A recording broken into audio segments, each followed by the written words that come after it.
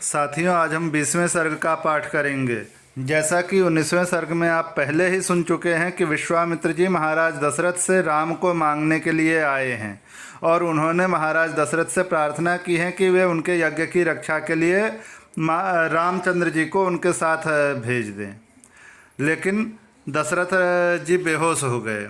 अब 20वें सर्ग में आगे की कथा है कि वे विश्वामित्र जी के प्रार्थना करने पर दशरथ जी ने उनसे हाथ जोड़कर प्रार्थना की कि प्रभु, मैं आपकी सेवा में चलता हूँ, मेरी सारी चतुरंगिनी सेना आपके यज्ञ की सुरक्षा करेगी, लेकिन आप मेरे पुत्र श्री राम जी को छोड़ दीजिए।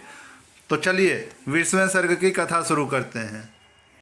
श्री सीतारामचंद्राभ्याम नमः। श्रीमद् वाल्मीकि रामायणम बालकांडम विंशः सर्गः।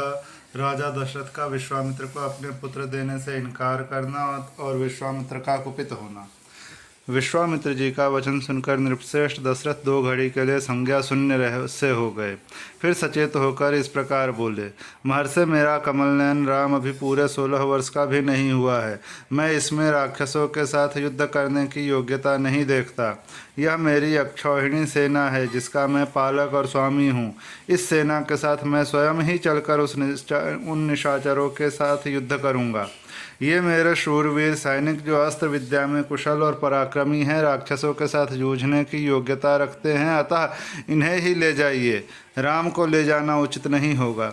मैं स्वयं ही हाथ में धनुष ले युद्ध के लिए मुहाने पर रहकर आपके यज्ञ की रक्षा करूंगा और जब तक इस शरीर में प्राण रहेंगे तब तक निशाचरों के साथ लड़ता रहूंगा। मेरे द्वारा सुरक्षित होकर आपका नियमानुष्ठान बिना किसी विघ्न बाधा के पूर्ण होगा, अतः मैं ही वहां आपके साथ चलूंगा। आप राम को ना ले जाइए। मेरा राम अभी बालक है, इसने अभी तक युद्ध की विद्या ही नहीं सीखी है। यह दूसरे के बालक को जो नहीं जानता है, यह दूसरे के बलाबल को नहीं जानता है। ना तो यह अस्त्र बल से संपन्न है और न युद्ध की कला में निपुण है ये। अतः वह राक्षसों से युद्ध करने योग्य नहीं है, क्योंकि राक्षस माया से छल कपट से युद्ध करते हैं। इसके सिवा राम से वियोग हो जाने पर मैं 2 घड़ी भी जीवित नहीं रह सकता। मुनिश्रेष्ठ, इसलिए आप मेरे राम को ना ले जाइए। अथवा ब्रह्मन, यदि आपकी इच्छा राम को ही ले जाने की हो तो चतुरंगिनी सेना के साथ मैं भी चलता हूँ, मेरे साथी से ले चलिए। कुशिक नंदन, मेरी अवस्था 60,000 वर्ष की हो गई है। इस बुढ़ापे में बड़ी कठिनाई से मुझे पुत्र की प्राप्ति हुई है, अतः आप राम को ना ले जाइए। धर्म प्रधान राम मेरे चारों पुत्रों में श्रेष्ठ हैं, इसलिए उस पर मेरा प्रेम सबसे अधिक है, अतः आप राम को ना ले जाइए। वे राक्षस कैसे पराक्रमी हैं, किसके पुत्र हैं और कौन से हैं, उनका डील डोल कैसा है, मुनीश्वर उनकी रक्षा कौन करता है, राम उन राक्षसों का सामना कैसे कर सकता है। ब्रह्मन, मेरे सैनिकों को या स्वयं मुझे ही उन मायायोधी राक्षसों का प्रतिकार कैसे करना चाहिए। भगवान, ये सारी बातें आप मुझे बताइए। उन दुष्टों के साथ युद्ध में मुझे कैसे खड़ा होना चाहिए, क्योंकि राक्षस बड़े बलाभिमानी होते हैं। राजा दशरथ की इस बात को सुनकर विश्वामित्र जी बोले, महाराज, रावण नाम से प्रसिद्ध एक राक्षस है जो महर्षि पुलस्त्य के कुल में उत्पन्न हुआ है। उसे ब्रह्मा जी से मुहमांगा वरदान प्राप्त है, जिससे महान बलशाली और महापराक्रमी होकर बहुसंख्यक राक्षसों से घिरा हुआ वह निशाचर तीनों लोकों के निवासियों को अत्यंत कष्ट दे रहा है। सुना जाता है कि राक्षस राज रावण विश्रवा मुनि के और औरस पुत्र तथा राक्षस साक्षात कुबेर का भाई है।